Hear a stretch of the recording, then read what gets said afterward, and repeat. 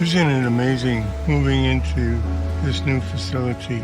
Never had any idea from the beginning, any thought that there would ever be anything like this. God has been so good to us. Yes, he has. This all started in the barbershop and then from the basement of our house. How we moved on from there, what a mighty God we serve.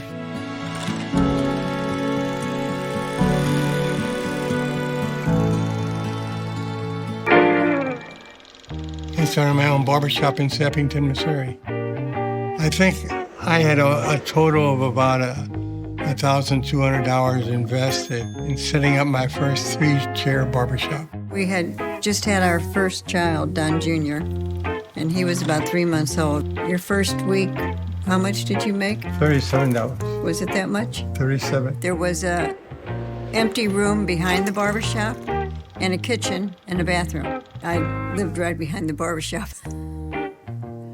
As a matter of fact, he's got his first dollar yet. I do. In a frame in his office. Don didn't even know he still had this. And I said, oh yeah, I've still got that. Well then, I had it framed for him. He worked long hours, he worked hard. He cut hair, stood on his feet all day long. Dad was the ultimate entrepreneur. I remember watching my dad cut hair a lot. You know, it was my job sometimes when I was up there to sweep up the hair after he was done cutting. We were part of it, and we were always at the barbershop helping, doing whatever needed to be done. He said, if you're gonna do a job, do it right, or don't do it at all, but I expect it to be done. It was a pretty fun time, growing up. Every year, Dad would redo his barbershop with a new theme. I remember him entering these competitions because he wanted to be the best. He would always practice, and he spent many evenings practicing on his models. And in the state of Missouri, there was 2 competitions a barber could get involved in. And it was the most boring thing ever, but I remember he was so excited. I worked so hard for 6 months to a year to prepare for this one day, and I won. When I was a kid, my dad wouldn't show up at the Corey League field to be a dad. My dad was the president of the Corey League. This is a barber pole that was given to us as a gift. It's got a little inscription in it that says, he who gathers little by little makes it grow. Proverbs 13:11. Sunday morning down at the place where we would go fishing, there was a Baptist church.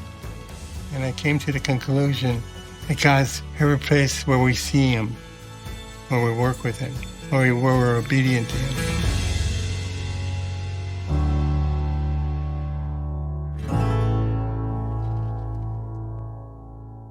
I had a man that came to my barbershop, was a customer of mine. His name was Les Lang. And so he was in my chair one day getting a haircut. Oh, young man, what would you think about buying a beauty supply house? And I bought this thing for $500,000, but a little bit less, $450,000.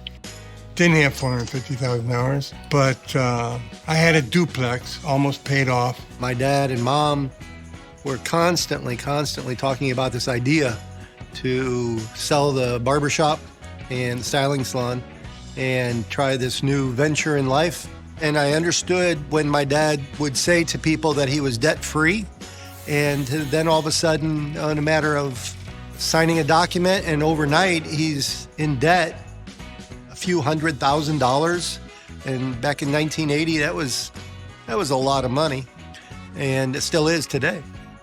Dad felt that God had placed it on his heart, that God spoke to him to do this, and he took the step of faith, just like Abraham took the step of faith when God told him to move from one place to another. And that's what's always amazed me, is how my mom and dad would take those big risks that nobody else would. We were driving on a gravel road coming up to Highway PP, and my dad says, hey, I'm gonna buy this company. It has compressors and tanks and all that kind of stuff, and I think you would be great at fixing them. What do you think about doing that? I was 15, and I thought, sounds great. And but I was a bit nervous because, my dad had as a barber, he was doing really well. I remember that we always took great vacations as a family, fishing vacations, things like that. So I thought, what's this gonna do to our normal life? So there was some trepidation, actually. Winslow shampoo system. It was shampoo guns. The shampoo ran through a line out of an air tank, The beauty salons loved it. They rented it from us, and we sold them shampoo. I can't remember the man's name, nor can I remember the beauty supply house that he owned. He had 5 sons, and that each one of them, as they came out of college or as they came out of schooling, had the opportunity to come to work with their dad. I went to the Lord and I said, Lord, I want that. I want my sons to work with us. Help us to make that happen, Lord. First time I asked Don to work with us, he was going to go to college. But when business was so bad, couldn't pay our bills, he came to work full-time for us. And he volunteered to take over accounting, which I was doing at the time because I am not an accountant. In May of that year, I became the accountant or the bookkeeper for the business, kind of thrown into the fire rather quickly. I didn't see the pinnacle of this company called Winslow, that it was about as high as it's ever going to get, about as big as it's ever going to be. And there was no going back. And in some respect, it's good that there was no going back, because if it had been easy to go back, then we might not be doing what we're doing today. It was difficult. I remember lots of arguments, lots of days when I didn't see my dad because he was working crazy hours, just trying to stay alive and pay the bills.